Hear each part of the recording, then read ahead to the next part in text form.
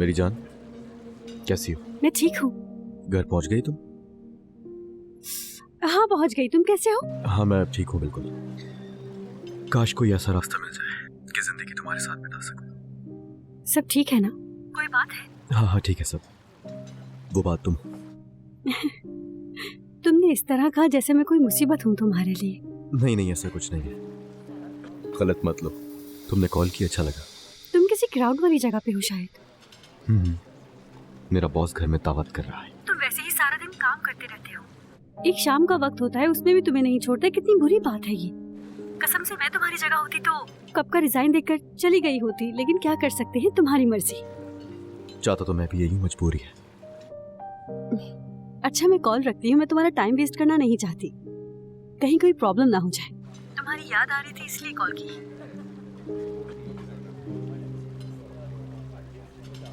मेरे साथ वक्त गुजारना इतना मुश्किल क्यों लगता है तुम्हें? कहाँ हमारी बेटी हमारी जिंदगी में नहीं रही, उसके बगैर कैसे शरीक हूँ मैं इस पार्टी में, ये सिर्फ मैं जानती हूँ। अंदर से टूटी हुई हूँ मैं। इस सेलिब्रेशन के लिए मैंने नहीं कहा था। और क्यों कर रहे हैं हम एक दूसरे के साथ जबरदस्ती? तुम्हें घर आने के लिए कोई ना कोई वजह चाहिए होती है कहान। हाँ मुझे अफसोस है कि ये वजह मैं नहीं हूँ।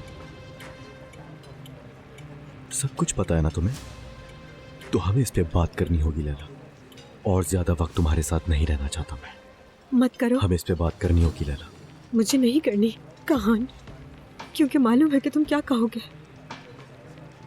कुछ और वक्त गुजर जाने दो कहान। 2 साल 4 महीने गुजर गए हैं। 2 साल 4 महीने 3 दिन।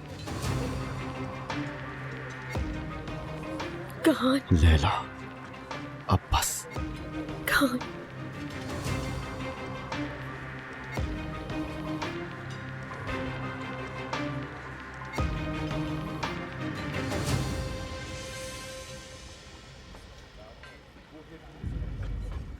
अब क्या कहूँ मैं, तुम्हारे बेटे के पोज देखकर मुझे बहुत खुशी हुई। एक बेटा और एक बहू, मैं चाहती हूँ कि बस वो खुश रहे।